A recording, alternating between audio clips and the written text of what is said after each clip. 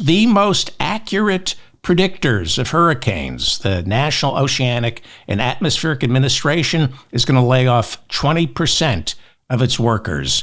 The hardest hit by all these mass layoffs are the men and women who served in our military, with the New York Times reporting that 30% of all federal employees on the chopping block are veterans.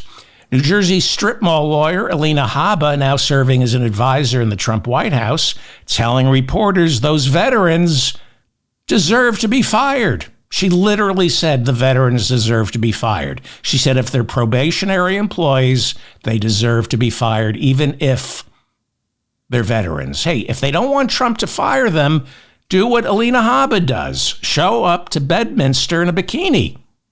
At least that's how Alina Habba has kept her job as Trump's lawyer and now White House advisor. That's according to Michael Wolff's new book. Whenever she's in trouble with Donald Trump, Alina Habba shows up to Bedminster or Mar-a-Lago in a bikini. That's pretty much how I've kept every job I've ever had. The Department of Veterans Affairs is now expected to cut 80,000 jobs. Why? Part of the plan to privatize the VA. Cut 80,000 jobs, try to get veterans to finally lose faith in the Veterans Administration. United Healthcare steps in. Elon Musk says Twitter on Monday was the victim of a cyber attack. Hey, Twitter is a cyber attack. Twitter was down Monday with rolling outages in Great Britain and the United States. Elon Musk calling it a cyber attack, possibly from a state actor. Or maybe Elon just fired way too many people and the platform can't work without them. I think that's more likely what happened. The Washington Post reporting dozens of Tesla dealerships and charging stations have been vandalized around the country as more and more Americans feel disgust for Elon Musk. One Tesla dealership in Oregon was hit by a Molotov cocktail. Tesla stock down more than 91% since Trump took office. This is the new Tesla Cybertruck. Some cars are a penis substitute. This is a substitute for men embarrassed by the size of their lower intestine. This is the car a married guy buys when he wants to trade his old wife in for a vow of celibacy. Well, Elon Musk doesn't like being this hated. Like Trump, he has very thin white skin. The Associated Press reporting Musk telling members of Congress, I'm not to blame for the mass firings. A lot of these town halls have gone south because constituents are pissed off. And Musk is saying, don't blame me. I'm not doing the firing. Politico reporting that as court losses mount, as the Department of Government Efficiency keeps losing in the courts, the Department of Government Efficiency is caught exaggerating its accomplishments, belying a complete inability to add. Trump is now telling cabinet members, you, not Elon, is in charge. So Elon is starting to be marginalized because Musk is a political liability. It's one thing for Trump to say, we're taking Greenland, invading Panama and Canada. Most Americans know Trump's crazy, so they don't pay attention to what he's saying. They pay attention to what the people in charge of Trump are doing. The problem is Elon Musk is in charge of Trump, and he's crazy. He's just as crazy and reckless, if not more, than Donald Trump. Elon Musk is now saying, quote, Social Security is the biggest Ponzi scheme of all time. Again, Trump can say that because everybody knows he's an idiot. But when Musk says it, people think maybe Republicans mean that. Assuming Republicans haven't figured out a way to cancel the 2026 midterms, they have a political problem. Republicans have a political problem because They want to get rid of Social Security. They want to get rid of Medicare and Medicaid, but Americans love Social Security, Medicaid, and Medicare. They have a political problem.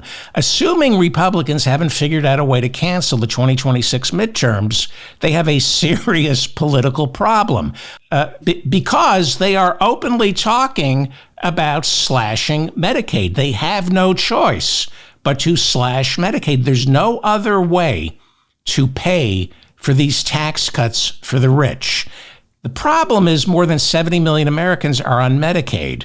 Medicare is for grandma. Medicaid is for Americans after all their deductions and expenses are added up and they are living at or near the poverty line. They don't want their Medicaid taken away. Freshman senator from West Virginia, Jim Justice, seen here posing with Marjorie Taylor Greene, said Medicaid is monstrously important in West Virginia, that's for sure. As for the Senate approving any budget resolution slashing Medicaid, Justice said, I think it's premature for us to run through the village with our hair on fire. Fewer than 4 days to go before the government's March 14th shutdown deadline. We don't have a budget for 2025, and we're looking at a continuing resolution that expires on Friday. To refresh my memory and possibly yours, a continuing resolution is a temporary stopgap measure. It's interim funding that keeps the government open before Congress can pass a final budget. So right now, the government is functioning without a budget. It's operating on a continuing resolution that was passed in December of last year. I think it was the 20th, and it expires on Friday. The continuing resolution we're operating under pretty much kept spending levels where they were for the 2024 budget. We have three options in the run-up to Friday's deadline. The first option is shut down the government until Congress can pass a 2025 budget. I don't think a government shutdown is going to happen because Democrats, some of whom are actually threatening a shutdown, that would play right into Elon Musk's hands. That's what he wants, to shut down every part of our government except the parts that pay him. Now, the second option is pass the 2025 budget, but that's never going to happen because there is no 2025 budget to vote on. Yes, the House passed a budget resolution 2 weeks ago, but that was a resolution, not a budget. There's no actual budget to vote on. An actual budget is 12 separate appropriations bills, and right now we're closer to landing a woman on Mars than passing one of those. Again, the House did pass a budget resolution roughly 2 weeks ago, but the only reason it passed in the House was they knew it would die in the Senate. House Republicans passed a budget resolution 2 weeks ago for 2025. Not a budget, a resolution that would throw millions of Americans off Medicaid, among other things. It also would give the rich a tax cut of roughly $5 trillion. And to pay for that tax cut, this budget resolution called for a $2 trillion spending cut. And this is why Trump and the Republicans have a serious problem. There isn't $2 trillion to cut, which is why that resolution also called for lifting the debt ceiling by $4 trillion. They're no longer even pretending supply-side economics work. They're just saying, we want to give the rich a $5 trillion tax cut, and we're going to have to raise the debt ceiling to pay for it because supply-side economics is a hoax. They used to claim that, you give a tax cut to the rich, and what you lose in revenue from the rich, you more than make up from an overstimulated economy. Well, we've learned from Reagan, George W. Bush, and Trump's 2017 tax cut, that doesn't happen. Short of Trump declaring martial law, there is no way he's going to be able to pass the budget he promised when he was running for president. He can't do it because, unlike Trump and Republicans, math doesn't lie. The math just isn't there. So the third, more feasible, time-tested option is passing yet another continuing resolution. And I think that's what's going to happen at the very last minute, late Friday, early Saturday morning, because that's usually how this goes. A lot of brinksmanship, a lot of scared federal employees, as though they're not scared already, and then the government miraculously stays open. House Republicans just released a 100-page continuing resolution spending bill to avert the shutdown. This is different from the budget resolution they passed 2 weeks ago. This is a continuing resolution spending bill. This they're actually going to try to get passed. This continuing resolution would last until September 30th, the end of the fiscal year for 2025, meaning they will have never passed a budget for 2025. It will just be a series of continuing resolutions for 2025. Office of Management and Budget Director Russ Vought, Mr. Project 2025, he is all in on this, and so is Donald Trump. This means there's going to be no talk of any tax cuts for the rich until much later in the year. We're now looking at a 7-month continuing resolution, assuming Republicans get their way here. We're looking at a 7-month continuing resolution with no 2025 budget ever getting passed. This happened back in 2019. Back then, the government in 2019 was kept open by a series of continuing resolutions with no formal 2019 budget ever passed. This year, if this happens, it's a major difference and a major sign of weakness for Trump and the Republicans. In 2019, when they couldn't pass a budget, everything was continuing resolutions, Nancy Pelosi had just taken control of the House. The Democrats won the midterms in 2018. So she was able to block Trump's budget. They could just only pass continuing resolutions. But this is different. Republicans right now control the House, the Senate, and the White House. They have the proverbial trifecta.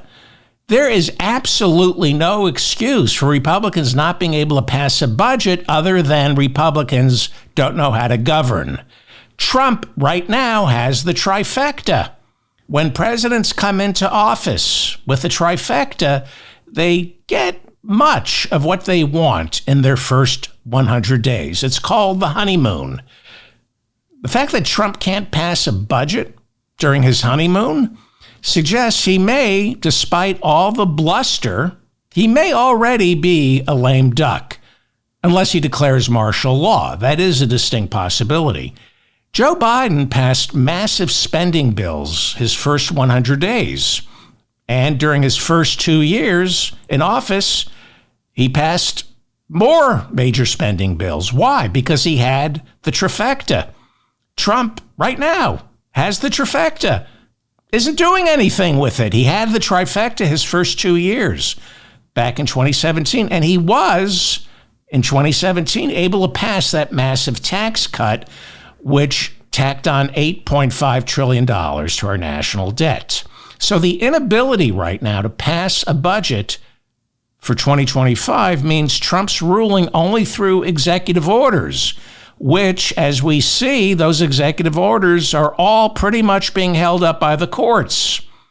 Trump seems to have given up any hope of getting major legislation like a budget passed in the foreseeable future, without, I might add, a massive tax cut for the rich.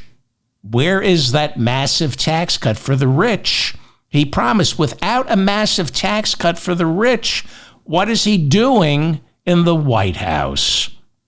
Republicans have proposed, as I said, this 100-page continuing resolution. The Democrats don't want a 7-month continuing resolution. They're proposing their own continuing resolution that would keep the government open for 4 weeks, and they would try to negotiate a 2025 budget. But so far, there's been no interest in bipartisan negotiations. So right now, it looks like there's going to be a big push for this 7-month continuing resolution, which Republicans, including Donald Trump, want. This 7-month continuing resolution would only reduce spending by $8 billion. That's it. This continuing resolution that the Republicans want, if it's passed, it wouldn't include any cuts made by the Department of Government Efficiency. This is Republican Missouri Senator Josh Hawley running like a little P-boy from insurrectionists on January 6. 2 years after he ran from the insurrectionists, he published a book called Manhood: The Masculine Virtues America Needs. Here he is on January 6 with a raised fist, showing solidarity with the January 6ers, right as they're about to break the barriers. And a few hours later, the author of Manhood: The Masculine Virtues America Needs, he voted not to certify the election for Joe Biden. Apparently, the masculine virtues America needs are those belonging to a mobbed-up draft dodger by the name of Donald Trump. Well, Hawley, Mr. Masculinity, is now saying he's not for cutting Medicaid. He just thinks people who are on Medicaid should have to work for it. He wants people to show proof they have a job before they can qualify for Medicaid. 64% of adults on Medicaid are already working. More than 70 million Americans, as I said, are on Medicaid. Why do Republicans want work requirements for Medicaid? Racism, sadism. It doesn't make financial sense. Last month, the Center on Budget and Policy Priorities came out with a report showing that Medicaid work requirements would strip about 36 million Americans of their health coverage. Josh Hawley and the Republicans know this. 2 out of 3 Medicaid recipients are already working. The other third are students, or are taking care of a loved one, or suffer from a medical disability. According to the Center on Budget and Policy Priorities, and according to the Congressional Budget Office, Medicaid work requirements won't force people to go look for jobs. Medicaid work requirements have already been tried in several laboratories of democracy like Georgia, Arkansas, and New Hampshire. And what they found is forcing people to work for Medicaid doesn't increase employment. It just throws people off Medicaid, which of course is the entire point, and it doesn't save money. Medicaid is administered by the individual states. In order to enforce work requirements, each state has to set up an oversight board with administrators filling out paperwork, forcing citizens to fill out the paperwork. And then the paperwork has to be examined to make sure nobody's lying. And that ends up making Medicaid way more expensive. It's cheaper, they have found, to just give people Medicaid than it is to make them work for it, because policing Medicaid recipients to make sure they're actually working, that creates layer upon layer of administrative work. But when has this country ever missed an opportunity to police its citizens? They've tried it in Georgia. They're doing it right now. It's a failure. In Georgia, work requirements for Medicaid were implemented, and only 1/3 of Medicaid expenditures in Georgia are now going towards health care. 2/3 are going towards making sure the people collecting Medicaid have jobs. Georgia currently spends $2,490 a year per Medicaid recipient, just on medical care.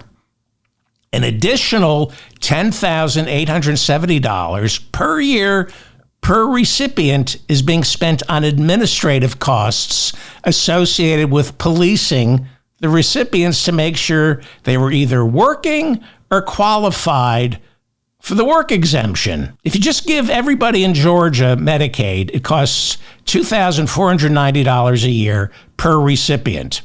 You make them work for the Medicaid, you make them show proof that they can't work, healthcare costs $13,360 per recipient a year in Georgia.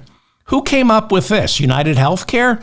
More importantly, overall Medicaid spending in Georgia has gone up since they implemented working for Medicaid. Last year, 2024, after a full year of work requirements, Georgia spent $16.5 billion on Medicaid.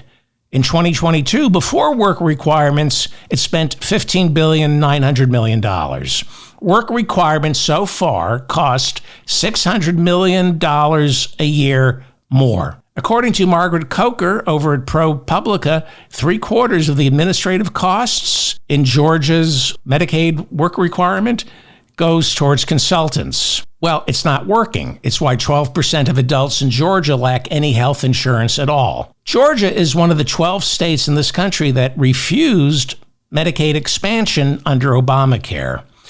Georgia's life expectancy, therefore, is more than 2 years lower than the national average. 32% of Georgia's population is black. Nationwide, 12.3% of our country is black. What's going on in Georgia? They don't want black people getting health care. And you cannot separate white supremacy from America's increasingly shallower social safety net. It goes back to the beginnings of our social safety net, the New Deal. Southern Democrats were never going to pass Social Security unless Roosevelt exempted farm workers who tended to be black and domestic workers who tended to be black. The minimum wage is $7.25 an hour. In some states, people who wait on tables are still paid below minimum wage because they're told, well, you're being paid in tips. But the real reason is traditionally, especially in the South, people who waited on tables were black.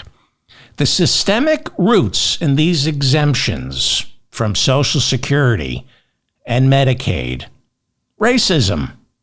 Social Security and the minimum wage never would have been passed had Southern Democrats not been promised black people would be exempt. The reason we don't have a national health care system is because of racism. The Wagner-Murray-Dingle bill, not the Dingleberry, the Wagner-Murray-Dingle bill was introduced right after World War II when Harry Truman was president. Had it passed, America would have had a national health insurance plan. President Harry Truman, Democrat, pushed hard for national health insurance, but it died in Congress. Why? Partly because of racism. Southern Democrats feared national health care would mean integrating hospitals. This is why so much of our social safety net is threadbare. Racism. Civil rights leader Medgar Evers was assassinated on June 12, 1963. He was rushed to a hospital in Jackson, Mississippi, and as he lay bleeding to death, his family was told, we can't admit him. This is an all-white hospital. He did eventually get admitted into that hospital, but it was too late. He died. I did some research about racism and health care. Of the 12 states that have rejected Obamacare's Medicaid expansion, only 4 of those states have a black population that's equal to or smaller than the national average. 8 of the 12 states rejecting Medicaid expansion have black populations that exceed the national average. Georgia, nearly 32% black. Alabama, 37% black. Mississippi, almost 40% black. South Carolina, nearly 28% black. North Carolina, 23% black. They all rejected Medicaid expansion for much the same reason Southern Democrats rejected national health care insurance during the Truman administration. They don't want black people getting health care. More than 70 million Americans are on Medicaid. Roughly 31 million of those people are white. 12.6 million are black. There are more than double the number of white people on Medicaid than there are black people on Medicaid. Cutting Medicaid, however, still sounds good to Republican voters because it appeals to their racist instincts. Republicans have convinced racist white people that Medicaid is only for people of color. And racist white people don't find out that's not true until it's too late for them. Like I said, Republicans would be nowhere without stupid white people. Cutting Medicaid sounds good to racist Republican voters, but they can't cut Medicaid unless they rack up another $8 trillion in debt. And this is why they can't pass a budget. They can't do it. It's why we're looking at a 7-month stopgap resolution to get us through 2025 with no budget. Because Trump and the Republicans, they were sent to Washington back in November to give rich people something like a $5 trillion tax cut. They can't do it unless they gut Medicaid and Medicare and Social Security and raise the debt by $8 trillion, another $10 trillion.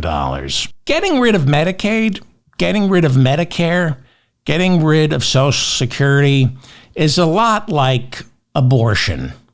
In theory, Republicans want to get rid of it, but God forbid they actually do. Then they're screwed.